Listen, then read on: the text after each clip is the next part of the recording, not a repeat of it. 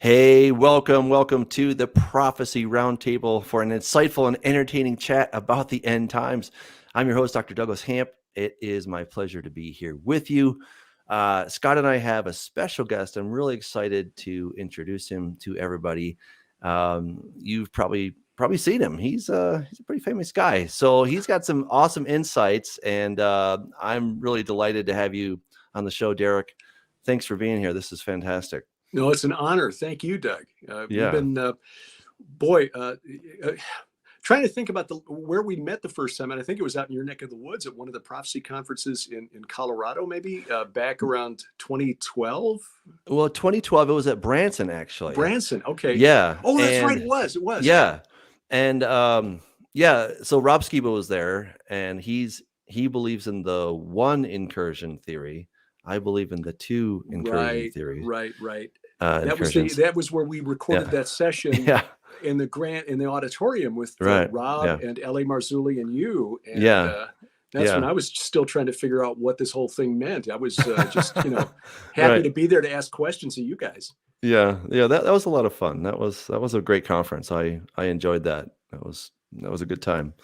So yeah, and then can you believe that's been almost 11 years? 10 and 11. Well, I find it hard to believe, except when I start looking at those old pictures and realize how much less brown is in this beard than there was back then. So, oh man, I hear that. Yeah. Well, hey, before we get started, I want to let people know that we are going on a trip to Israel in April of 2024. So you can join us, thewaycongregation.com. Go there and you get information about it. It's going to be awesome. So do check it out. And if you want to support this program, you can go to patreon.com/Doug Hamp and give as little or as much as you want. Big thank you and a shout out to all the patrons already. Thank you guys. I'm hoping to get to 100 patrons. That would be just mind blowing. So if you want to join that, you know where to go. Patreon.com/Doug Hamp. And let's get into it. So tonight we're talking about the Great Reset, digital dollars, and transhumanism. I mean, that is a mouthful, right? But these things are upon us. And I go to Drudge Report frequently, and I'm seeing them talk about digital dollars in the mainstream, right? So when it's in the mainstream, you know that, okay, we've kind of turned a corner somewhere, right? Because I think we in the prophecy circles, we've been talking about digital currencies and, a lot of these different things, but here it comes, right? So I don't know, what's your experience been, Derek? I've had to do a little educating on this myself. Full disclosure, Sharon and I don't own any Bitcoin or any other cryptocurrency. We don't really plan to. I know that fiat currencies have their own issues because there's really nothing backing the United States dollar except our faith that the United States government is going to make good on it if you hand over the piece of paper that you'll get something in exchange for it. But since 1972, when Nixon took the dollar off the gold standard, there's really nothing tangible behind it. But at least it's a piece of paper.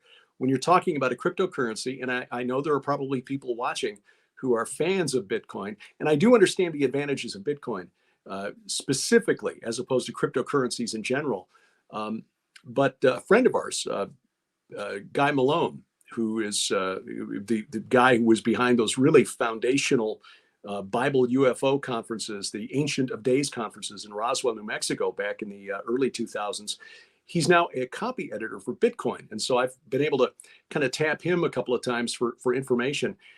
Is Bitcoin the mark of the beast? And he explained, no, it is not. And it cannot be, because it's a decentralized currency where no one company, no one CEO, no government has control over Bitcoin. So as long as you hold your digital wallet and your Bitcoin is in your digital wallet, okay, you're protected. But this is why governments like the United States, China, the European Central Bank for the European Union, the Bank of England, 50 nations around the world are either testing or have already rolled out their own central bank digital currency, or CBDC. And that's a different animal altogether. Yeah. And the New York Federal Reserve Bank is in the middle, as we're recording this right now tonight, it's in the middle of a 12-week trial run of a federal bank-backed digital dollar. Yeah. I just wanted to back up a little bit. Some people may not be aware that, the Federal Reserve was created in 1914. It was created on Jekyll Island, and there's a great book called The Creature from Jekyll Island. Right. If people want to take a look at that. And In this, fact, Edward Griffin was at that same that's conference in right. That's right. 2012. Yeah, that's where I got to meet him. I got his book, and I loved his book. I thought he did a fantastic job. And I just want to say that this stuff is not conspiracy. Like, this is all very well documented, right? And part of the things that people don't understand is that the U.S. dollar, as issued by the Federal Reserve, is not federal, right? This is a private company we don't know where the money goes, but they're making a lot of money. All right. How do they do it? They create it out of thin air. So you were just talking about there's nothing backing the US dollar except our faith, right? But we do have these things called the greenbacks, right? So we have that. So this system has been in place for, roughly 100 years. And that is something, right? There's something going for that, right? Right. But we're talking about something different, right? And obviously with Bitcoin, so there's going to be 21 million that will be issued at some point. And of course, they have to mine these, which means that these computers have to crunch out these algorithms to try to, solve these mathematical equations. And when they do, then bling, a Bitcoin comes into existence. And of course, they take more and more electricity to compute these things. It takes a lot of electricity to do this. Yeah.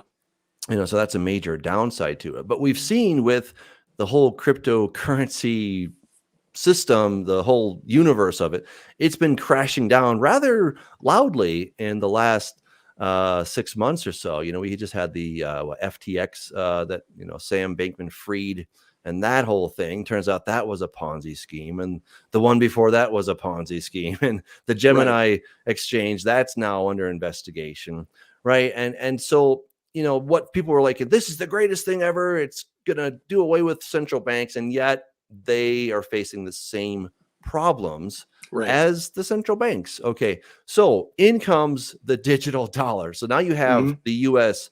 government backing this thing. But then you have a digital type of currency that is different than the dollar, right? So that's what we're getting at. So please, the fundamental difference with the digital dollar or any central bank digital currency, CBDC, is that it is controlled by the government, or, in the case of the Federal Reserve Bank, the corporation that has the charter from the United States federal government to create and control the currency. And that is the fundamental, it automatically right there, you lose the one advantage that Bitcoin has, which is financial privacy. Right. No one person, no one company has control of your Bitcoin and how you spend it. Again, as long as you are keeping that Bitcoin in your own digital wallet and not putting it into the hands of a cryptocurrency exchange like FTX or Binance. Binance, which is FTX's main competitor. Right. Binance is now being investigated by the Southern District of New York, and there are prosecutors in the U.S. Attorney's Office there who are convinced that they need to press charges against the Binance for money laundering and so forth. The disadvantages that they keep coming up with for these crypto exchanges are the same ones that they use against using cash. And let's just explain that, I don't think that the government is necessarily against cryptocurrencies. I think that you have bad players that are scamming people out of their life savings. Right. I've invested a little bit in crypto and I've lost a bit. Okay. Thankfully I didn't lose my shirt, but I lost a little bit, and it all seemed legit. It all seemed right. And compared to some of these people, mine was just like a little drop in the bucket, but some people lost the bucket. Yeah. And it's pretty sad, So what the government is against is cryptocurrency that they don't control.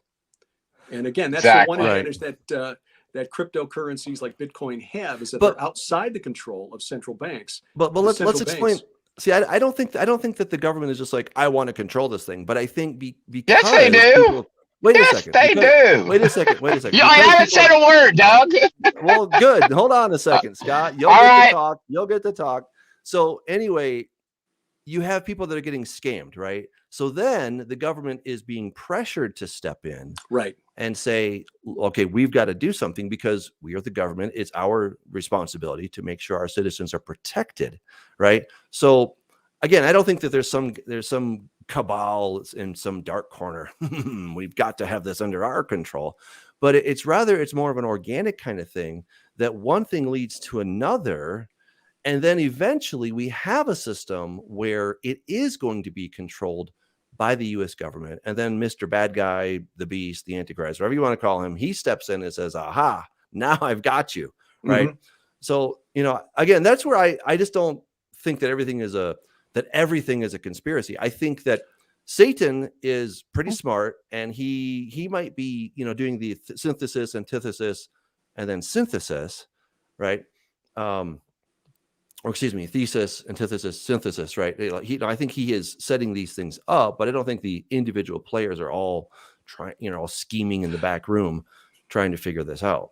No, I agree. I think a lot of the human players in this are just dupes. They're useful idiots for the principalities and powers behind the scenes, which is who Paul said are real wrestling matches against. It's not against human opponents, against these entities behind the scenes. And they are maneuvering these entities, these human actors rather, into position to lay the logistical framework, the infrastructure for the kingdom of Antichrist. And a digital currency, a global digital currency, is one that is a key element of that, because it not only eliminates financial privacy, which is bad enough. I mean, if you've got a digital dollar, for example, and every dollar you spend is monitored and tracked, because the ledgers have to be kept by somebody. The Federal Reserve suddenly knows everything you're spending money on, but they can also program this currency so that you can only spend it when and where they allow you to spend it. Right. So that becomes something that looks an awful lot like the description of the mark of the beast. Yes. You've reached your meat quota. No more gas for you. Yeah, that's right. It's true. Right. It's coming. I agree. I'm not disagreeing. So let's put this into a practical scenario. Let's say that the government wants to incentivize people to buy solar. Okay, so instead of giving you a rebate that you get from the government, they'll say, look, if you use your digital dollars, and we know that you're using it to buy solar, we're going to then give you a little bonus on top of that, or we can somehow make it so that you can do this. On the other hand, we don't want you to buy a gas car. We can make those credits harder to use when you're trying to get a gas car, right? So these are just a few of the scenarios where they could really turn up and turn down the volume on this stuff as to what it can be used for. So let's say that the government allocates, the entire U.S. population can spend $500 million on used cars, and after that, sorry, right? Because we need to sort of plan the economy. I mean, this is China's big dream, right? Like, wow. And to some extent, a major extent, they're already doing that in China. But of course, the Chinese yuan is not the world reserve currency. The dollar is currently, and that's what really gets our attention, right? And we'll see how long that lasts as this global bifurcation continues with the proxy war between NATO and Russia. On the one side, you've got NATO, which is led by the United States and our minions, for lack of a better word, who are pushing this conflict with the Russians. And please understand, I'm not defending Vladimir Putin or his decision to go in and invade last February. But the consequences of this are that it's forcing the world to choose sides. And on the other side of this equation, you've got Russia, China, and India.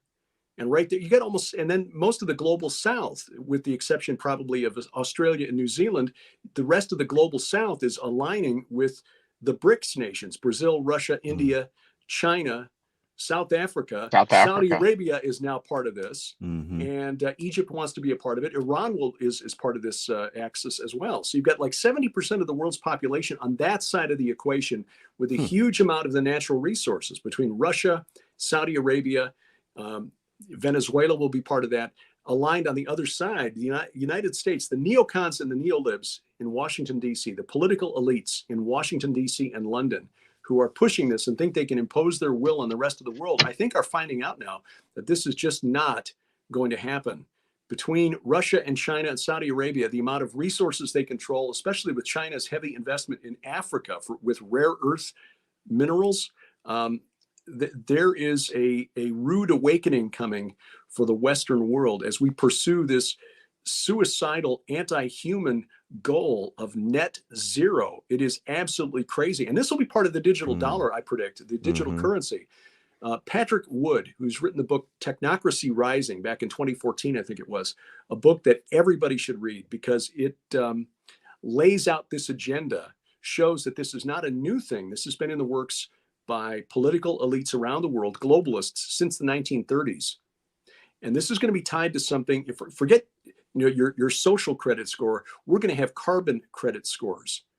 This pops up in the news fairly frequently. In fact, just this week, another German scientist suggested that everyone in the world should be limited to 3 tons of carbon emissions per year. Now, that's about a quarter of what we average Americans emit just through living, heating our homes, driving to work and back, whatever. We emit about 12 tons of carbon per year. They want us to cut back to 3. And then if you go over that, you are penalized. So how do they get us to change our lifestyle so that we're, freezing in the winter, burning up in the summer, and walking to work and back? They tie our universal basic income through a digital currency to our carbon use. And you get a carbon currency out of this that is basically the ledger is kept digitally like a digital currency. This, again, is not a new thing. This was floated back in the 1930s for the first time, but now we're finally getting to a point where there are serious academics, influential thinkers who are putting this idea out there. Well, China and India are going to sit back and say, look, Germany, France, United Kingdom, US, Canada, you guys want to do that? You go ahead. You go ahead. We're going to keep burning coal over here to develop our economies. And you guys just, keep regressing back to the 17th century in terms of energy consumption and use. And we'll see who winds up winning this game at the end. Now, so I don't think we're going to get there before the Lord returns. At least I pray that's the case, because I think the generations to come, if these globalists keep pursuing this green agenda and seriously make progress toward implementing this, imposing this green agenda on the rest of us, the next generations here in the Western world are going to enjoy a standard of living that is substantially lower than what we have today. I just pulled up. So this right here is a bunch of Chinese girls who are showing off their credit scores, their social credit scores. Okay, so I want people to see that this is real. It's already happening, and they're all quite proud of it, right? And they're all trying to get up to about, let's see, I think it's 1,200 is the top that you can get to. And so they want to get to that. So what is a social credit score? Well, did you go visit your mother in the hospital? All right, you get points for that. Were you a good citizen and you didn't jaywalk? Okay, you get credit for that. Did you pay your taxes? Well, of course, you get credit for that, and part of it's going to be sort of your FICO score in a sense, but it's so much more. And, the scary thing is that it makes sense on a surface level. Don't we all want to be good citizens? Yes. Don't I want you guys to be good citizens? Yes. Wouldn't I want you to be rewarded for being a good citizen? Well, of course, right? It all makes sense. But the trouble is you can also be penalized. Right. But that makes sense too, right? I don't want people to be doing illegal things. The trouble is when I start doing something that may be righteous in God's eyes, but then the government says, I don't really think that's what I want you to be doing. I don't want you talking against the government. I don't want you to be nice to the Uyghurs. I don't want you to say pro-Western things and anti-Chinese things. Right. And so when you do that, if you do that, then they can say, okay, your credit score goes down.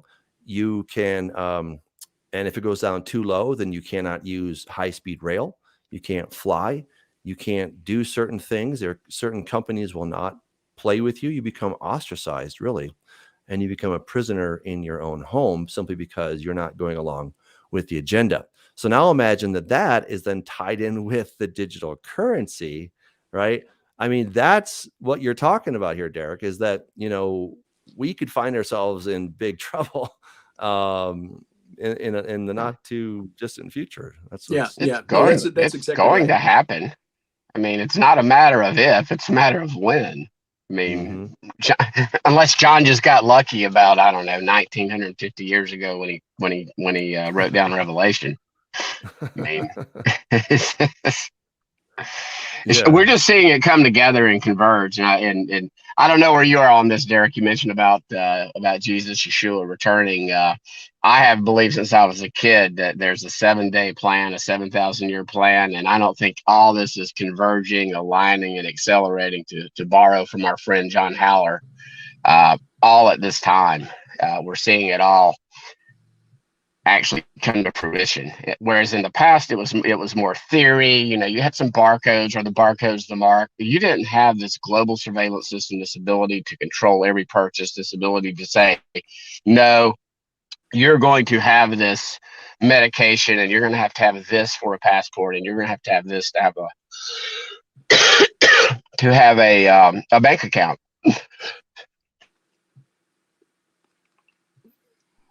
I had a cold for a while. So. Right.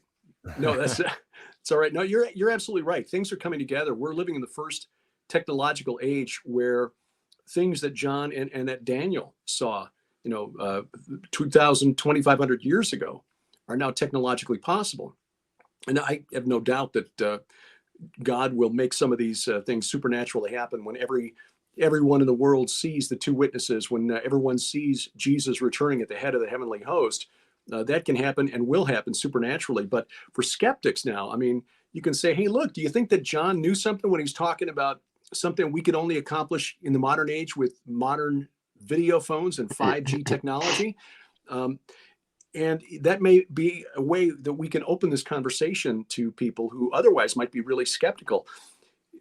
Having this conversation in China would be damaging to our social credit score. And I have no doubt that as we get deeper into this period of time and closer to the end of the age, that in the Western world, this kind of a conversation would be a threat to your ability to buy and sell. Yeah, that makes perfect sense. Scott? Derek, on your research, how quickly, I mean, do you think they could literally put the system in place in the next year or two if they had the right catalyst, I won't say false flag, but if they created the right thesis with the right antithesis to reach the synthesis, which is their goal? I call them the head puppets, by the way. In other words, you refer to the principalities and the powers. They're the puppet masters. But then you've got these head puppets will be your political figures, your oligarchs, your heads of companies, like you mentioned Wood and the technocracy of these corporations that I mean, literally they're global already, and they, we saw it in Canada where they just shut down the protest. So, but. Well, and you saw in New Zealand where the Prime Minister there, Jacinda Ardern, just yesterday announced, kind of surprisingly, that she was going to resign in February before the next election. She's not going to stand for re-election because she probably wouldn't be re-elected. But she shut down the entire nation of New Zealand when they had one case of COVID show up in August of 2021. So this is the kind of thing that will probably become more and more acceptable to the public. We look at survey after survey of college kids who believe that free speech is dangerous. And then we need to shut down free speech because hate speech is literal violence. But of course, those, the cities that burned during the summer of 2020, that was legitimate protest. It is unbelievable seeing this kind of this groupthink, this Orwellian wrong think that is being punished. If you say the wrong things, you should be deplatformed. And if you say the right things, you're rewarded, even though they make no sense. Language has been weaponized. And when it comes to the implementation of digital currencies, these are things that are being trialed with the goal of having them in place and ready to roll out in 2025. So I think we're looking at these kind of things being rolled out to us within the next couple of years. In fact, I think it's possible, and I don't have evidence for this, is just, I'm old enough to be cynical, that the collapse of FTX, which was spectacular, was like a $36 billion corporation that just, $36 billion in value just evaporated overnight. Yep. We can, government regulators are stepping in and saying, we need to control this industry. But we have already, as a public here in the West, have been conditioned to give up using physical currency because it's inconvenient. Hey, what's in your wallet? You're holding up the line while you're trying to count out your exact change. Just swipe your card. We were already used to the idea of digital currency. So this is how it'll be sold to us. This is just one step beyond using a debit card. Go ahead, Scott. I was going to say, and money is dirty. It passes germs like COVID viruses. Things of that nature. I mean, and the only people who use large denomination bills are terrorists, tax cheats, and drug dealers. And that's the same argument they're making against cryptocurrencies like Bitcoin.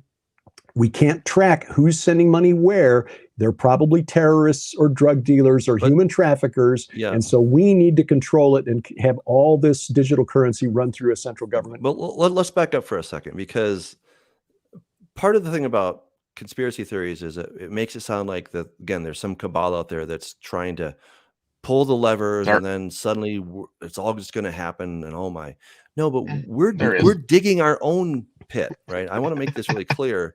Is that all of us are digging the pit together, and we're going to then jump in, right? And then we're like, oh my gosh, how did we get down here? Well, we all took our shovels and we were digging the pit together, right? So when the government steps in, it's not the big bad government, but again, people lost billions of dollars. Some people, were losing whatever their big nest egg, right? They put everything they had into crypto, which was an FTX.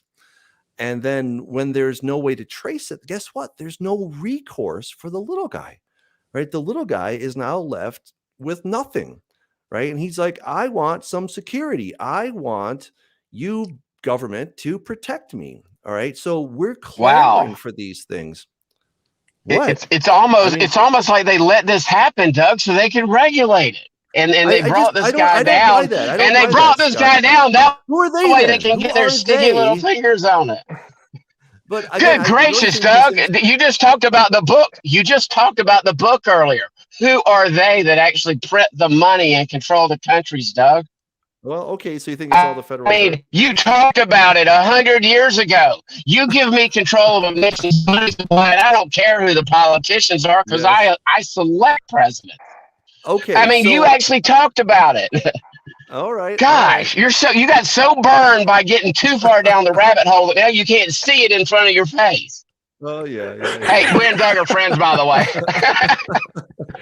I assumed as much. Whatever. That's too funny. But the reason I took a step back, Scott, is because I don't think that everything is a cabal. Now, again, I'm not saying that there isn't some dude out there, but if it is, it's like one or two people who are in that deep, dark room, they that are in that room.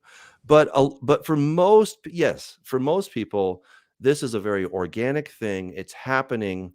And then we're going to find ourselves in a bad situation when the Antichrist, the beast, comes to power.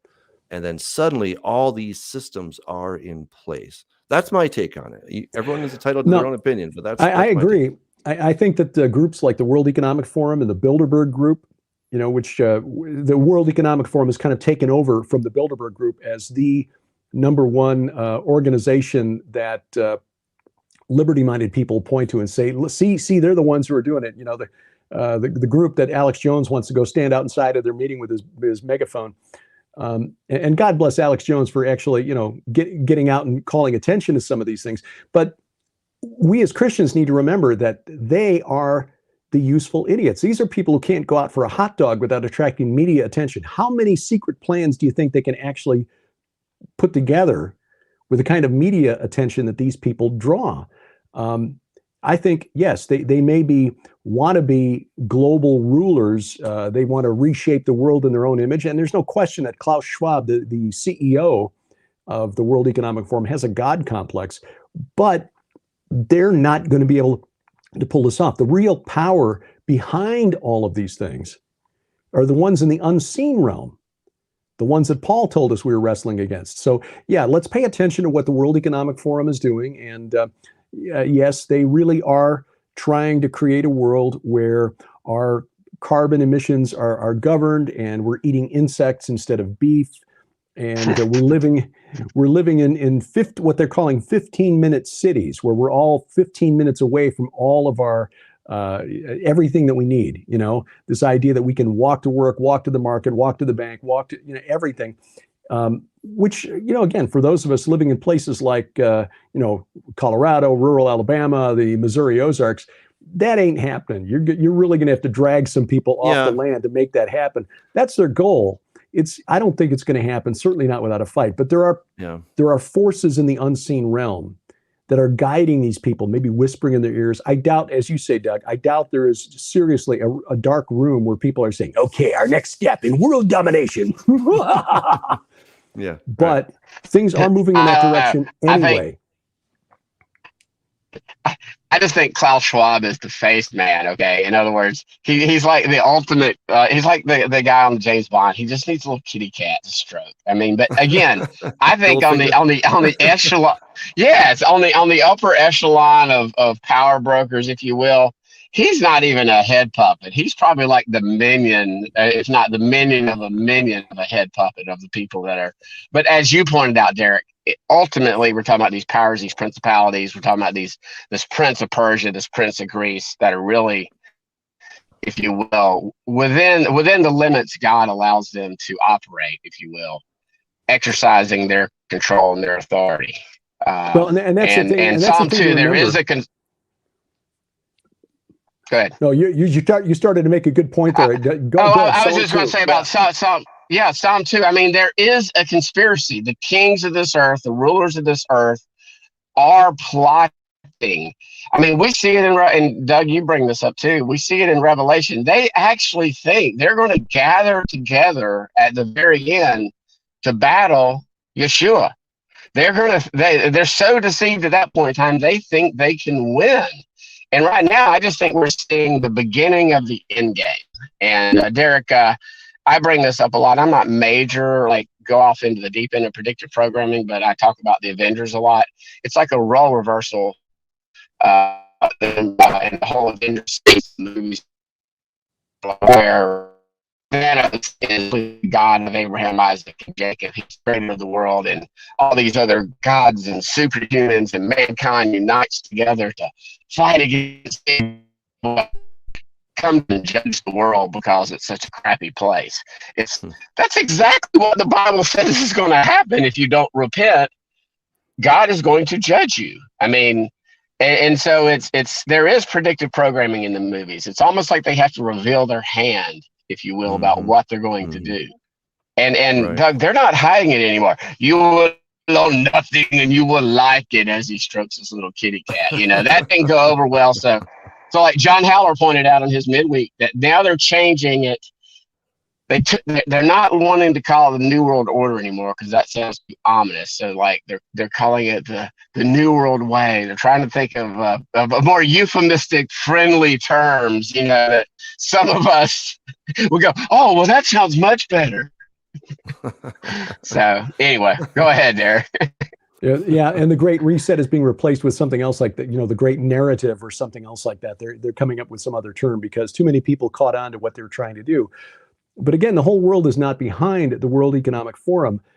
China, this is really interesting. China's rise to become a global economic powerhouse began in 1972. Schwab founded the World Economic Forum in 71.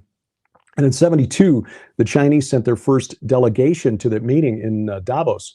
And it was really through that they began making the contacts with Western industrialists, which began to hollow out the manufacturing capacity, especially in the United States, as self-serving capitalists in the West realized they could make a lot more money by offshoring all of those jobs that, good-paying manufacturing jobs that we used to have here in the United States.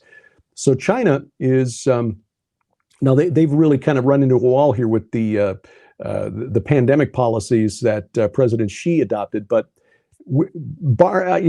aside from that, China has really become a global force, economic force to be reckoned with. And its Belt and Road Initiative is drawing a lot of the world, especially in Asia and the global South, into China's orbit, away from the United States and the West. Schwab seems to think that China is all on board with this global agenda, that we should all become like China with the social credit score and everybody dutifully following everything that our government tells us to do. I think the Chinese and the Chinese Communist Party only sees its partnership with the World Economic Forum as useful until the Western middle class has been kneecapped. And then China will assume its rightful place as the dominant superpower on planet Earth. Now, will that take place? How does that fit into a biblical prophetic paradigm? Honestly, I don't know. I don't know. What's going on behind the scenes in the spirit realm? Is there a prince of China? Probably.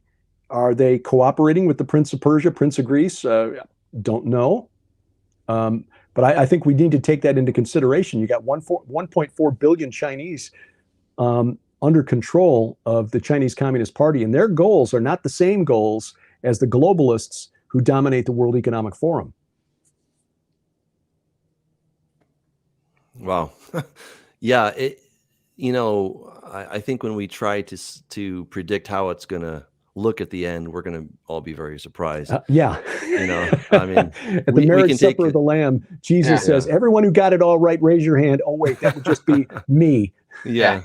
I mean, like John points out, who predicted the gain of function virus of 2019, 2020, and just how I will say it, Doug, just how they, the WHO, the World Health Organization, with their little two crowns wreath surrounding a serpent on the pole, were able to control and scare the crap out of like 80-90% of the population of the entire world. So much so that they then came up with a solution that never before tested on human beings. And again, who predicted that, and that what would happen in 2020 and 2021? We're still seeing the aftershocks of it, and I don't think it's over. I think they are waiting to roll out their next variant, their next pandemic, if you will. This one went so well.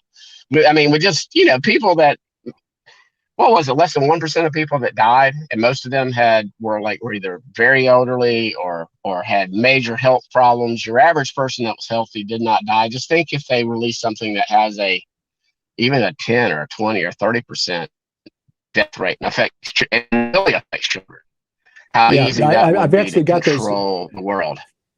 I've actually got those numbers in front of me. There's a peer-reviewed study that was just published January 1st in Environmental Research, the infection fatality rate, and this was before the vaccines were rolled out. So before the experimental serum was delivered to the public, the infection fatality rate for people between the age of 0 and 69 was 0.095%, or slightly less than the average infection fatality rate for the seasonal flu. If you were under the age of 60, the infection fatality rate was 0.034%.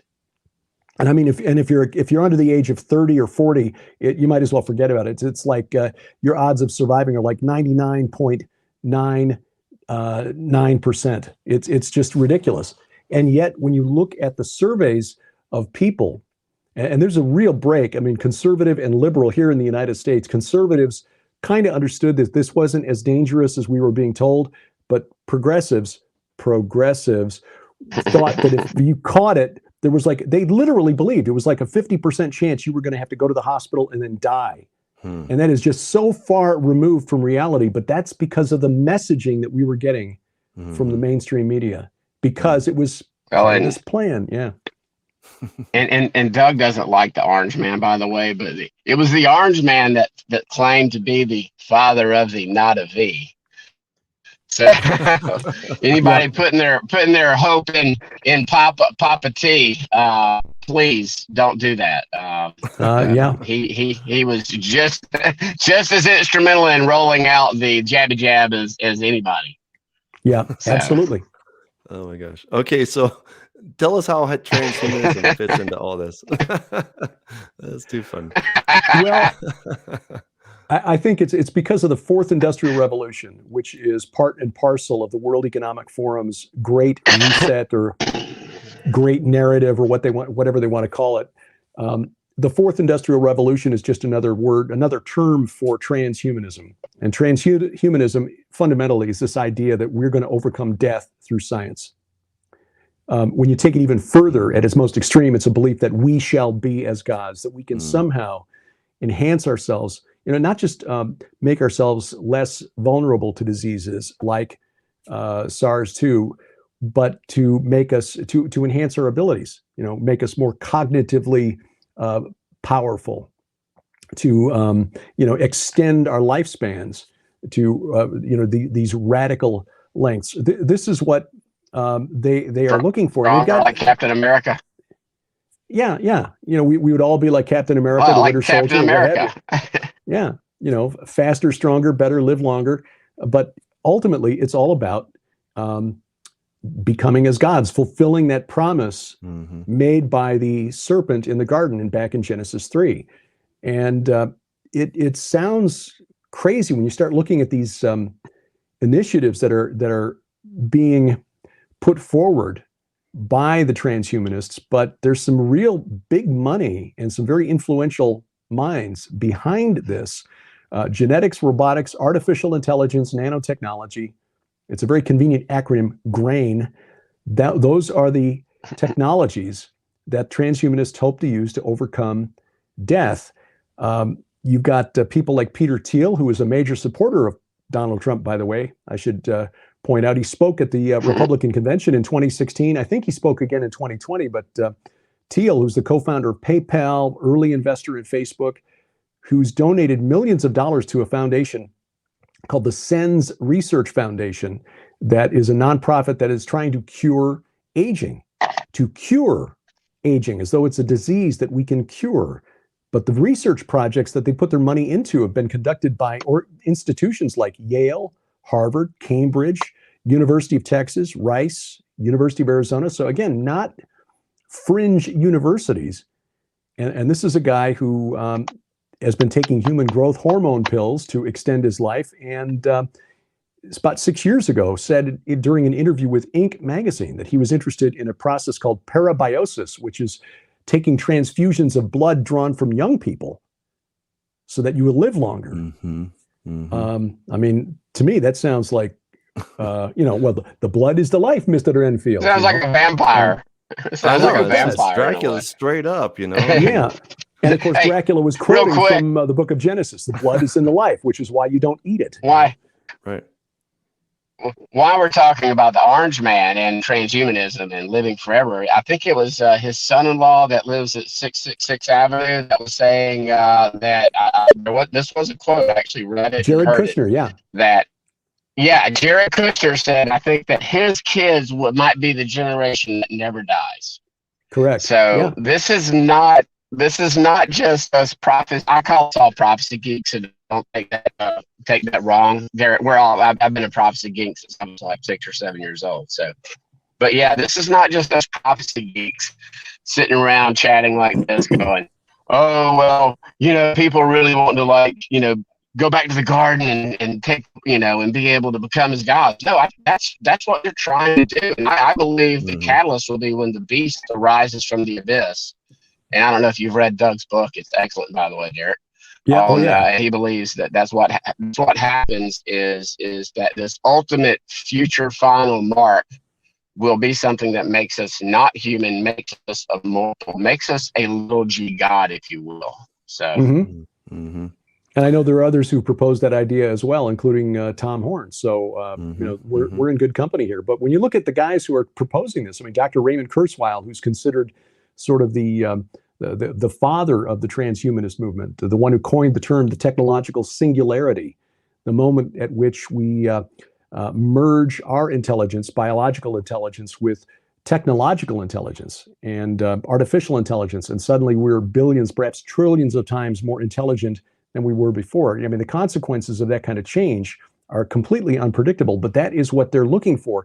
But when you get drilled down into what Dr. Kurzweil believes, and bear in mind, this is a guy who's taking 150 supplements a day trying to reprogram his biochemistry. That's what he says.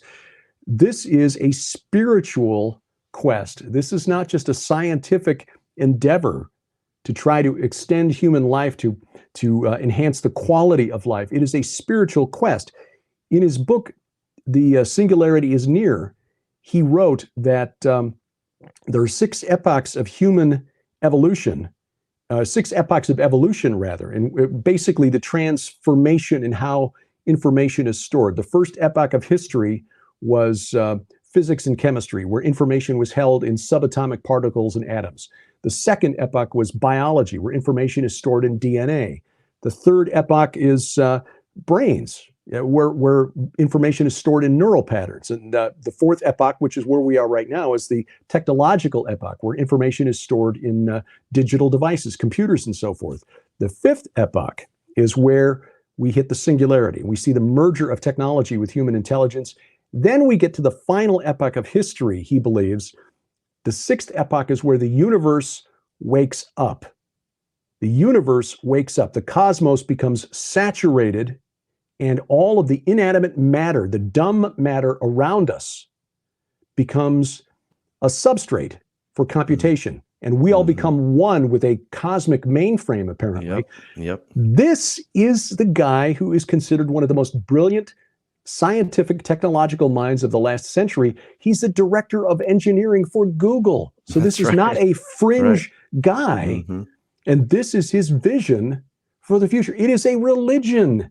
And this has been adopted as part of the key, one of the key planks of the World Economic Forum's vision for the future.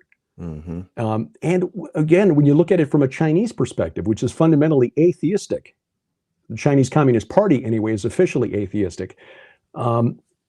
If you believe that there is nothing that happens after your last breath, you just cease to be, why would you not pursue transhumanism?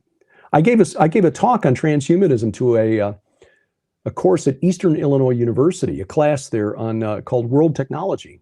The professor was a friend. We attended the same church in Charleston, Illinois. Christian, and he wanted to expose his class to this idea. And there were a lot of people from overseas. We had some from Africa, some from India, and a couple from China. And the Chinese students didn't see why I was getting worked up about this subject. The one student who did was an older student, an adult student, who was an evangelical Christian, who said, I never thought about it this way, but I see where you're coming from. But the Chinese students are like, this sounds like a great thing. Why should we not try to use technology to become as gods? Well, through movies like The Avengers, Scott, you're right. Kids are buying into this idea. But it starts even earlier than that when you look at the popularity of, say, the Percy Jackson and the Olympians series of books. And then the other books that Disney is publishing that are complementary, drawing on the Norse pantheon, the Egyptian pantheon, the Hindu pantheon, the Mayan pantheon, the Korean pantheon. And in all of those stories, the common thread is you've got a young teen protagonist who discovers that he or she is the child of a god. And, the kids reading the stories are empathizing with the character. When you're writing fiction, as I've tried to do, you try to write protagonists that your readers will identify with. So they get it pulled into the story. And this is, I think Rick Riordan, who's the creator of the Percy Jackson series, has sold something like 95 million copies worldwide last time I checked. Wow. But, he's not the problem. He's just a symptom. Right. Because we're in a post-Christian, we're living here in the West in a post-Christian society. Paganism and occultism and witchcraft are the fastest growing religions in America. I mean, and in the UK. And they're all over the movies, like you're saying. I mean, they're really just everywhere. I think it's when we take those out of the movies and then we hear, the quotes like you just said from Ray Kurzweil. I mean, that one is quite mind-blowing. Here's another one. This is from leading transhumanist Mark Pesce. He says, once the genome was transcribed, once we knew what had made us human, we had in that moment passed into the transhuman. Knowing our codes, we can recreate them in our so-called synthetic rows of ones and zeros. Now we will reach into the improbable, resequence ourselves into a new being, debugging the natural state, translating ourselves into supernatural, incorruptible, eternal. There is no God but man. And he goes on. We seek something more, transcendence of transience, translation of incorruptible form. We seek, therefore, to bless ourselves with perfect knowledge and perfect will to become as gods, take the universe in hand and transform it in our image for our own delight. And it is on earth, as it is on earth, so it shall be in heaven. I'm like, oh, man. I mean, if they're trying to reverse the curse. They're trying to... Right? And again, as Derek said, I mean, if you think that you're going to just be put in the ground after this and that's it, well, of course. I mean, of course you're going to do that. That's the only logical thing is why not keep on living? Why not? Let's, in fact, I think Ray Kurzweil was asked, does he believe in God? And his answer, oh my goodness. He said, well, not yet. I mean, talk about chutzpah to say not yet. Right? Oh. Like we are going to create God, we are going to be that God, and Derek, I kind of forget where you stand on this, but my thinking is when the two witnesses come, and we talked about this on your show, but when the two witnesses come and they have these supernatural abilities, I think this is when the other aliens, hence Satan and all of his dudes, are going to show up and say, hey, we've been around watching out for you guys here on planet Earth. We've been just kind of making sure you stay safe and watching out for bad guys like this. And now they've come, we're here to help. And that's when I think that humanity is going to say, well, it's time for all of us to evolve because we have no other choice but to evolve. Right. So I think you got guys that are dabbling with transhumanism right now. They're doing it because it's interesting and it's exciting, but there's nothing like fear to get a huge population of people to move in in a certain direction anyway. Okay, I won't call it the right direction, but it's a direction. Yeah, absolutely. We saw that play out over the last 3 years. Yeah. Scott? What and again, if we went back, let's go back to biblical times when we actually, we all believe the Bible. We see these supernatural events that occur at the Exodus.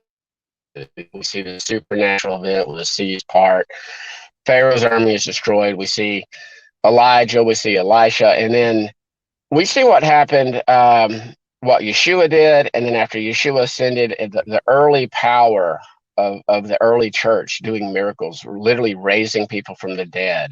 And when this happens, when the two witnesses, and Derek, it's a they and a we approach to it. In other words, I think it's two literal people, but I also think it's the two houses, the house of Israel and the house of Judah, the church, if you will.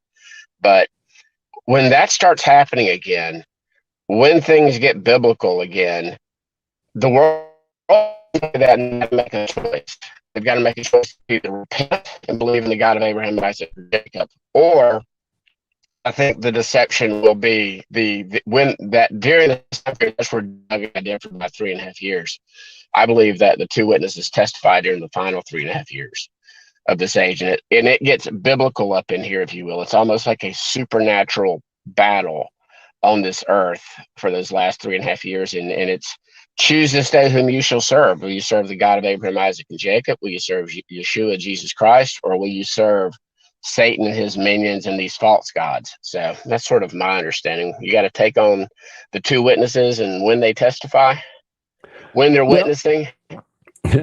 I agree with you. I think it's going to be two literal people. And I think Doug's take on it, and this I think was something that our viewers to the program, Sharon and I produce, Unraveling Revelation, really found interesting. It's kind of a science fiction take, but it makes a lot of sense because we're living in that age where these movies are making the miraculous appear real and possible. I mean, the CGI is so good, you can't tell imaginary from the real in these video productions anymore. So when these two witnesses, and I think we're looking at Elijah and Moses, but Elijah and Enoch, okay, I can see the case for that as well.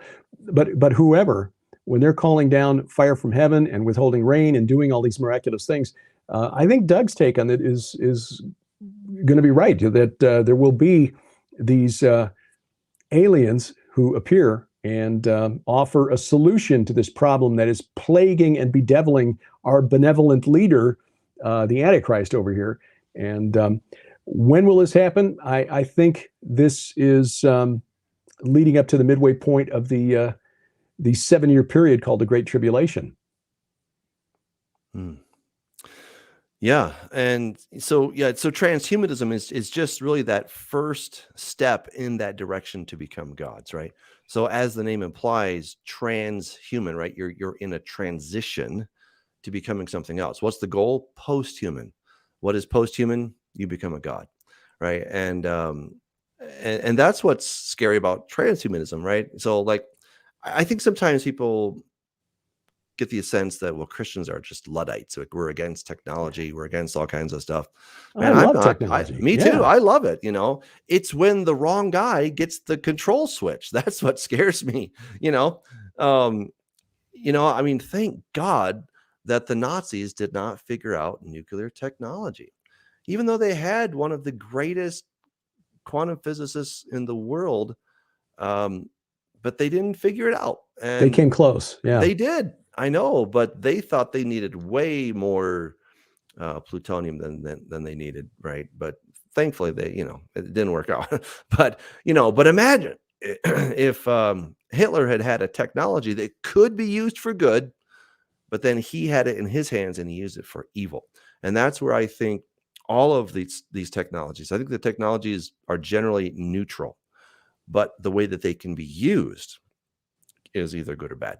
Right. And so that's where I see a lot of this going. And transhumanism, I think some of their ideals are not wrong. I'm all for alleviating human suffering and for Amen. People living longer. I mean, I want to live longer. I'm not looking to jump in the grave anytime soon. But, but I know that there's also one who has promised me a new body, and I can keep patching this one up indefinitely, or I could get a new one. And that's ultimately what I need, is the new body, Yeah. And that's where society is like, oh, there's no God, And I think this also is going to be part of the strong delusion, where they really think they can fight against God because, hey, God isn't God Almighty. He's not the all-powerful, omnipotent dude that we have no chance against. No. He's just an alien. He's advanced. He's evolved, and he evolved to where he is.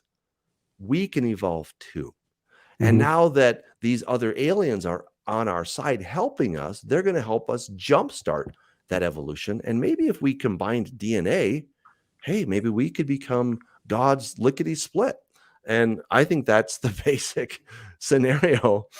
I think the irony here, Doug, is that I don't think they're going to achieve their goal of eternal life. They may radically extend human life with some of these technologies. But the irony, of course, in Revelation 9, as you know, is that Revelation 9, verse 6, in those days, people will seek death and will not find it. They will long to die, but death will flee from them. Right. So there is a day coming when that abyss opens up at the fifth trumpet, and the people who've taken this radical life extension, this genetic modification or whatever to overcome death, they'll wish they could get a refund, but it's not going to happen. Derek, I don't think it's coincidence that that's a 5-month process. And if you go back and look in Genesis, how long did the flood last? Exactly 5 months. Exactly. I believe those are the final 5 months closing out of this age. That's my personal opinion. It's interesting, and I have said that before, Derek. I have said it probably on this show 3 or 4 times, and somebody messaged me or put it in comments or something. But I would even say that those that took the mark are the ones that are going to be tormented by these demon bugs that come up out of the abyss for that 5-month period where people will seek death. it actually says, and it could be by that point in time, it says all that don't have the seal of God. So the question then is, if you haven't taken the mark, do you have the seal of God? Or are you a follower? Do you have faith in Yeshua? Or are you someone who's not taken the mark? You're still surviving, because we do know that the millennium is going to be populated by those who are not changed, or in that twinkling of an eye. So we know there are some who aren't necessarily going to be gathered who didn't take the mark. But it's what's your Doug, and we've never really discussed that, but Derek brought it up. I've said it many times. It's I always thought and kind of read into it that those people had taken the mark. But when I look at it, it's like all who don't have the seal of God. It doesn't actually say they didn't take. It doesn't actually say they took the mark. And again, I missed it and read over it and said that several times until somebody pointed out to me that, hey, dude, they don't have to take the mark. They just don't have to have the seal of God. So you could have people that haven't repented yet, if you will, aren't putting their faith and hope and trust in the beast system. They're these people living out in the Ozarks, near Derek or in certain places. Seriously, they're somehow been able to survive for this period of time. And yet if they don't have that seal of God, that seal of Yah on them, then they're going to get tormented. I think a lot of those people, if they haven't taken the mark, we go, look, okay, if they're familiar with Revelation at all, at that point in time, they might go, okay, I surrender all. They're going to walk the Baptist aisle and out in the woods, if you will. Or they're going to surrender to the Antichrist. That's an option too. Yeah, that would be the easy path, because it's not going to be the easy thing to do, especially once the restrainers are removed and the Antichrist is in power. It's going to be very difficult to make that decision to accept Jesus Christ as Lord and Savior, because that's definitely going to be the more difficult path. Hey, look, come this way, worship the beast, take the mark, you can buy and sell, we can upgrade you so that you're not subject to all of these diseases, whatnot. Those Christians, they're the ones who are the haters. They're the ones who are causing all of these violent uprisings here and there, and they're the ones who are the real problem. That's why we don't allow them to participate in society anymore. But they're spreading disinformation. Disinformation, and that's getting people killed. Misinformation. Not coincidentally, that is at the current the ongoing World Economic Forum meeting right now in Davos, Switzerland. Misinformation and disinformation they're saying is the greatest threat to global security right now. With everything that's going on around the world, misinformation and disinformation is a threat. But those people who do take the mark, you've got that first bowl judgment coming where they get those painful sores. So there is a special judgment reserved for them. It's interesting. I thought about it, and I just put this in a Facebook post recently, Derek, that I believe George Orwell, when he wrote the book 1984, and I don't think the number 40 is coincidence. I think he was 40 years off. I really believe things could start getting biblical this year and definitely into 2024. So it'd be interesting if he was intentionally 40 years off, or if that was just some kind of divine, if you will, poetic prophecy. Because if anybody listening to this hasn't read the book 1984, I mean, we're getting close to living it. When you're talking about the thought police and the misinformation and the disinformation, in which they control what is true or not true, and that includes transgenderism, that includes homosexual marriage, that includes, even getting down this day and age to, when is a pedophile no longer a pedophile? All these things that Scripture calls abominations, all of a sudden are called good, and we're called evil. And it's eventually, the lady in Britain recently got arrested just for standing outside of an abortion clinic, not saying a word. Right. And she's taken into custody because she was praying silently. I mean, she was just standing there not doing anything. They didn't even know for sure. The police had to ask her, were you praying? Say, I don't know. I might have been thinking about lunch, Yeah. But she wasn't saying anything, but because thought crime. Yeah, we thought that was an Orwell invention, but yes, we're actually seeing Minority it prosecuted Report. in the UK. Yeah, yeah. What's interesting is the other dystopian book that I think is also so prescient, besides 1984, was Brave New Brave New World by World. And I really think I think the future is a combination of those two, because in Brave New World you had people that were being programmed from birth, right? And of course, this was all happening in test tubes and stuff. But they were being programmed early on, and then they were going to the feelies, which was kind of the modern day version of movies. They had drugs galore to keep them satiated, Medicated. medicated, exactly. So it's kind of a combination of those two, in my opinion, of where we're headed. But it's going to feel so good. It's going to feel so natural, and that's what I think Aldous Huxley got really well, is that it felt right. You had all these things to take your mind off what was really happening, and keep you medicated, keep you entertained, and there you go. You're on your way. Oh, Derek, and you might know the statistics better than this. I can tell you're a research guy. I'm kind of lazy, but the I really am. I'm a lawyer and I hate research, but I do remember hearing about the number of Americans right now that are on psychotropics for anti-anxiety or anti-depression. And again, I am not discounting those that have severe chemical imbalances in their brain that need medication to function daily. But this day and age, generally speaking, you're just masking a sin. You're masking an area in your life, and and then you go get a pill for it, and it masks that.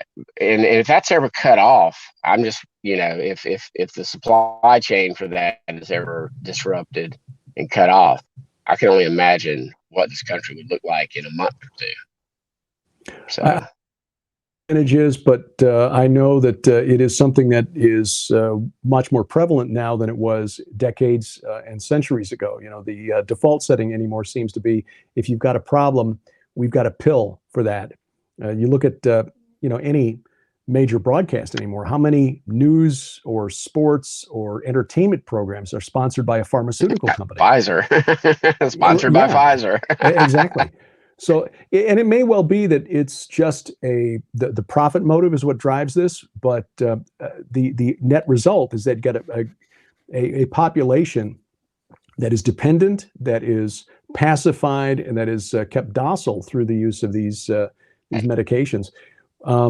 Ultimately, as Doug put it, I think very well, we are digging the pit into which we're going to jump. And we do see that the whole world is deceived by her pharmakia. Now, normally that's translated as sorcery or witchcraft, but the word is actually pharmakia.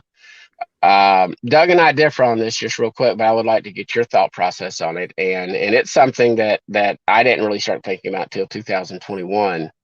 But the gain of function, Chinese manufactured, released into the world, and then I personally believe that and the remedy, the serum, if you will, could be, very likely is, the first seal, because the word bow that the writer holds is toxon, and it comes from when the Greeks would dip their arrows into poison for toxon, and then you've got the Stephanos, the wreath. And then on the UN and the WHO, you have the Stephanos, the wreath, the crown surrounding the serpent on the pole. And again, I believe that one's more about deception. And by golly, if the world was not deceived by what happened over the last 2 or 3 years, I don't know what deception is. Well, Sharon and I take a little bit of a different take, and this is based on a book that we read 15 years ago. A friend of ours, David W. Lowe, wrote the book Earthquake Resurrection. And he pointed out that when the Lamb who was slain appears in heaven, that's when the seals begin to open. And we know from the book of Acts, Stephen, when he looks up as he's about to be stoned, sees, the Son of Man at the right hand of the Father. And we know from Paul's writings in Ephesians and in the author of Hebrews pointing out that Jesus is already in heaven at the right hand of the Father. So it seems like the best analysis of the opening of those seals in Revelation 6 is that those first 5 seals began to open in the 1st century AD when Jesus was caught up into heaven. Oh, and I would agree with that, actually. I would agree they've been riding since Zechariah, if you will. You've got the 4 horses. We got the 4 horsemen, right. But Yeah, Sharon, several years ago, back in 2014, she wrote a book called Ebola and the 4th Horseman of the Apocalypse. And she pointed out in a presentation at one of the prophecy conferences that we know that the rider on the pale horse is named for an entity in the Greek pantheon, Thanatos, the god of death. Thanatos was the equivalent Avengers. of, yeah, there you go. Yeah, Thanos, the mad titan. Thanatos is the equivalent of Mot, the Canaanite death god. And there are other equivalents in other ancient pantheons. We know that Hades is riding with him as sort of a fanboy, because without Thanatos, Hades got nobody to fill his kingdom. So you got 2 of the Greek gods riding there amongst those 4 horsemen, rider 4 and then 4A. You know, had Hades in the sidecar. So who were the other 3? So we argue that the rider on the white horse is Apollo, because, as you say, you know, the bow with the toxon, the bow with Apollo was the Greek plague god. Plague. The plague. Right. He spread plague with his arrows, like the Canaanite version called Resheph, and we see him a couple of times in the Old Testament, translated as plague. One place in Psalm 78, it's actually Reshephim. It's plural, you know, translated thunderbolts, which is interesting, but I digress. The rider on the red horse, keep digressing. Of course, I'm loving it. Is the rider on the red horse is the god of war, Ares or Mars. That's Chemosh, by the way. Is equated with Chemosh, the Moabite national god. And the rider on the black horse, I think, is really interesting, especially given what we've been talking about tonight with the digital dollar and the planned collapse of our economies over the last couple of years, where we shut everything down, crashed the economy into a wall. The rider on the black horse is Hermes or Mercury. Mercury, his name is based on the same Latin word from which we get commerce and merchant and merchandise. But in ancient Babylon, he was called Nabu. He was the god of scribes and the god of ledgers and accounts. When you needed to draw up a contract or a will or send a letter to somebody, because literacy was not high in ancient Babylonia, you went to one of the scribes whose patron god was Nabu. And Nabu was the one who kept track of what was, you know, the scribes would keep track of what was given to the temple, you know. So essentially, when you're dealing with lawyers and bankers, you're dealing with the ancient god Nabu. As Hermes and Mercury, he was the patron god of merchants, but also thieves, which is maybe not coincidental. I'm joking, of course. I'm a lawyer, by the way. I'm aware of that. Okay. But, you know, if the world's not being run right now by lawyers and bankers, I don't know who is. And what's really, and this blew my mind as we were researching this for our book, Giants, Gods, and Dragons. We kind of went into detail on all of this as to why we think Apollo, you know, even that laurel crown, you know, that was invented by Apollo, according to the Greeks, the Stephanos, as opposed to the diadem, the crown of royalty. I'd like to talk to you more about that. That's if anything, all you did is confirm what I understand is that the first. You mentioned 15 years ago, majority of people are still looking at the rider on the white horse, at least in our dispensational brother pre-trib rapture. That's the Antichrist, if you will. That's the false Messiah coming on the scene. But no, if you look at the 4th horse, like you mentioned, it mentions plague, war, famine, and wild beast. And I don't think that means lions and tigers and bears. I always like to say that would be like the Hitlers and the Maos and the Stalins and the powers and the principalities that control individuals such as that, if you will, is what sort of my take on wild beasts. You know, Sharon pointed out that the word translated beast is therion, which is the diminutive form of theria. So it could mean little beast or tiny beast. And that was where she made the argument that you're dealing with the rider on the pale horse with Ebola. And this was at the time that they had that outbreak in West Africa, which is unusual. Normally when Ebola breaks out, it's in Central Africa, Congo, Uganda, someplace like that. This was in Liberia and Ghana and Ivory Coast. They were having cases there. And you might remember that there were some cases that wound up here in the United States because they didn't shut down the international air flights from West Africa to the rest of the world. And so you had people showing up in Dallas and another in Cleveland who were infected. And thankfully it was contained. But thankfully Sharon's book was only relevant for a short period of time. I mean, there were quite a few people who died. I think it was like 14,000 deaths due to that outbreak in West Africa, which is the worst Ebola outbreak in history, if my memory serves. This is really Sharon's area of expertise, but she's the one who put us onto this line of thinking. And when you get, Apollo, our argument is that as the symbol of the Roman emperors, this laurel wreath crown of victory, the Stephanos, you can make the case that Apollo's, the victories of the rider on the white horse who went forth conquering and to conquer is Western civilization. I mean, Apollo was the god of, lyre. He was the player of music, the lyre. And Western civilization, Europe and North America is based on Greco-Roman art, philosophy, law, and literature, really. And even to a strong degree, it's, religion. Well, and look at, again, the UN and the WHO logo. I mean, it has the wreath, the laurel crown surrounding it. You've got Doug's a strong supporter of the flat Earth, and on the UN logo you have the you have the flat Earth surrounded by this Stephanos, and on the WHO logo you have the serpent on the pole surrounded by. And again, it was I don't know who they are, Doug, but they were involved in this pandemic, okay? And they played us. They didn't play me. I walked around for like a day, I think, wearing a mask. And after that, I live in Alabama, Derek, so I just bebopped around wherever I wanted to. Well, here in the Ozarks, unless I went to court. Here in the Ozarks, we were pretty much done with it by the spring of 2021. I think we were pretty much done with the masks.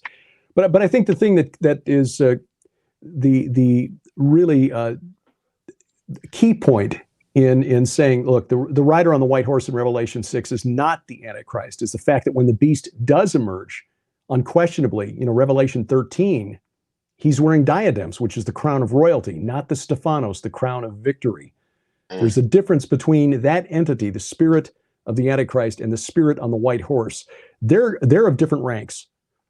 I think these entities, these sons of God who were worshipped by the ancient Greeks and Romans and Canaanites and Hurrians and Hittites and Amorites and et cetera, et cetera, et cetera, I think those are lesser Elohim.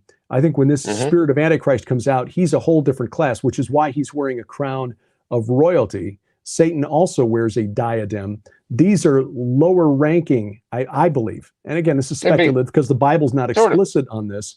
But I think like the Prince of Persia or the Prince of Greece, or like a lesser, in other words, okay, well, like in the like let's use America as an example. You get Alabama, okay, you get California. The guy in California is doing a really good job. The guy in Alabama and Missouri, he's got little pockets of control that he really controls, like Birmingham or St. Louis, etc. California, but that would be my analogy to these I don't want to call them minions, but lesser sons of God. Definitely not Yeshua being the only one of his kind, not created, but the sons of God. And I'm assuming you've probably, I've listened to some of your YouTube videos. I think I've read a couple of your books, and I need to get the name of that book you were just talking about, where y'all did the research on Apollo. Which one was that? Giants, Gods, and Dragons, and we go through the four horsemen and explain why we make the case for these entities. It's hard to draw one-for-one connections between in the ancient pantheons because they lie and all that. But Yes, you know, they do. again, in a way, what's really interesting though is that we would have an easier time of understanding this if words like Rephaim, if words like Resheph, or the word translated pestilence, which is Dever, which was a known Canaanite entity, if they'd been transliterated instead of translated into the force of nature that they represent. But again, in Psalm 78, where Moses is retelling the plagues of Egypt, and he talks about how the cattle of the Egyptians had been destroyed by thunderbolts, that word is Reshephim, which is the plural form of the name of the plague god, Resheph. And we know. So, and then he goes on to say, a company of destroying angels. So Yah, the creator God, Yod He Vav He, however we want to say his name, and that's just the way I look at Revelation. He is going to use these lesser sons of God as agents of judgment. They're under his control. I don't want to say they're on his team per se, but they have to take his orders. They're like a the star player that's got a bad attitude and that rebels or anything, but he's got to go in there and do his job. Except in this situation, they really have no free will. When it's time, when he unleashes them to act, they're going to act. They're going to do what they were created to do, if you will. Well, yeah, and we see that in history. And again, in Habakkuk 3, verse 5, it talks about when God, came from Timon, which is a sort of a parallel with Mount Sinai. He's coming from the south, from Edom, as he's leading his people leading his people toward the promised land. God came from Timon, and the Holy One from Mount Paran, Sinai. His splendor covered the heavens. The earth was full of his praise. His brightness was like the light. Rays flashed from his hand. That's kind of appropriating the imagery associated with Baal, the storm god. And there he veiled his power. Before him went pestilence, Dever, that was that Canaanite pestilence deity, and plague, Resheph, Apollo, followed at his heels. Now, not all scholars agree with our interpretation of that this was an example of this, of God using these lesser Elohim to do his bidding, even if they didn't really want to. But I think that's what's in view there. It's certainly agents of judgment. Yeah. Well, and just like in Revelation, I believe, the beast is going to execute judgment on the whore, on the harlot. I mean, the beast is going, the harlot's been riding the beast and everything, not following the one true God. And his agent of judgment is the beast, to judge this false apostate religious system, if you will. I mean, I hate to say it, but Roman Catholicism might as well be worshiping a sun god. It's at the upper. I'm not talking about Catholics that are deceived, but I'm talking about the upper echelons. They know who they worship. I mean, it's really not debatable if you understand the symbolism, and I know you do, Derek, from your research. I think the other aspect of this is that you've got competition between members of the fallen realm for who is going to sit on Yahweh's throne, because they think they're actually going to take him down. I believe that they have enough hubris to think that they can somehow avoid combine the prophecies in Scripture, combine forces. It's like politics and human politics. You may have one political party who are all united in their effort to take back control of the Congress or the White House, but then they fight between themselves to see who's going to be the next Speaker of the House or Senate Majority Leader or the next president. Yeah. See who's progressive enough or who's not progressive enough, like AOC and that little battle. And like we just saw, I don't really watch politics, but like we just saw, two or 3 weeks ago. Sure. So why wouldn't the spirit realm be any different? I don't think it is. Well, this is mind-blowing stuff. It's exciting, slightly scary, but as always, we want to remind people, let's keep our eyes on the Lord. I think we have this weird conundrum in Bible prophecy. On the one hand, it's pretty freaky stuff, right? If you start taking it seriously and you start really unpacking it, like, oh my gosh. On the other hand, we're told not to worry, right? Because God is on the throne and nothing is going to happen that will be outside of his purview, right? Not to say that he's excited about everything that's happening, but he knows everything that's happening and he's allowing things to happen that will ultimately lead to the establishment of his kingdom, right? So I think we just have to be, kind of circumspect about prophecy and say, okay, the Lord gave us about 30% roughly of the Bible is prophecy. So we need to take that seriously. We need to be students of that. And yet remember that 2/3 is not prophecy. And a lot of it's just about, okay, Lord, help me live a good life today and be a good neighbor and be a good citizen and, and lead people to the Lord and his kingdom. So, it's kind of it's a balancing act, right? And I would just encourage people, don't stress out, don't freak out. Keep your eyes on the Lord, and it really is all going to work out. So whoever they In are, the end. God knows who they are, and he knows where their back room is, and so he's going to take care of that. So, man, Derek, I want to circle back to something Scott said earlier, and this just dovetails with what you said, because he brought up Psalm 2, and that's a very important psalm to keep in mind, because it starts with the nations raging and imagining a vain thing. But verse 4 is very important to remember. He who sits in the heavens laughs. The Lord holds them in derision. Mm-hmm. Then he will speak to them in his wrath and terrify them in his fury, saying, as for me, I have set my king on Zion, my holy hill. So just remember, when you start getting upset about the activities of the World Economic Forum or whatever political party you're opposed to, just remember, God, the one who sits in the heavens, laughs and holds them in derision. Let's, as Doug said, keep our focus on him and what he wants from us, which is to make disciples of all nations.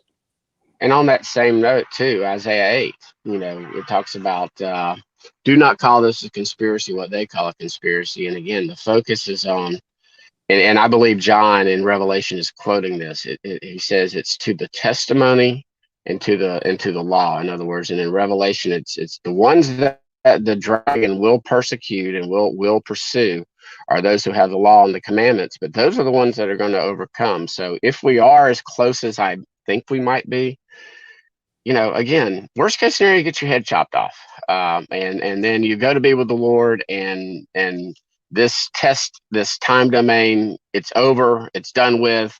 If things get bad enough, we're going to have that Paul attitude, Doug, like you said earlier. You're like, look, I'd like to live a little longer. I would too. I'd like to see my grandchildren. I would like, to continue to live a little longer. But if things got bad enough, and in certain areas of the world right now where they would probably like, Lord, if you want to take me out, go ahead. I'm fine with leaving now. So, but yeah, we just need to focus on the word, focus on truth. So, amen. And then everything will work out. Amen. All right. Well, again, thank you, Derek. Where can people find you? I know you have a lot of irons in the fire, but kind of give people some direction where they can find you. Best place is gilberthouse.org. That's where Sharon and I post all of our stuff, gilberthouse.org. And from there, you can find our weekly broadcast, Unraveling Revelation, my podcast, and so forth. I also do the daily news analysis for Skywatch TV, and you can find that at skywatchtv.com. Very cool. Awesome. And your books, are those also at Gilbert House? Amazon, but we've got to store it. We've got to store at Gilbert House, and if you go there, actually, we get a better cut. Okay. And we sign all the books before we send them out, if that matters to you. But just our way of saying thank you, because we appreciate folks putting their trust in us and trust in me to remember to go to the post office. your crack production team, administrative assistant team. That's right. Our big operation. It's Sharon and me. That's it. That's right. Yeah, and in case at least you got Sharon to people. Yeah, and in case it wasn't evident, Derek is an incredible researcher. So thank you. You will not be disappointed from the depth of research. It's pretty exciting stuff. So, well, again, thank you, everyone. So glad you joined us. If you want to become a patron, you can go to patreon.com/Doug Hamp, and little or as much as you want. Thank you for that. Shout out to the patrons.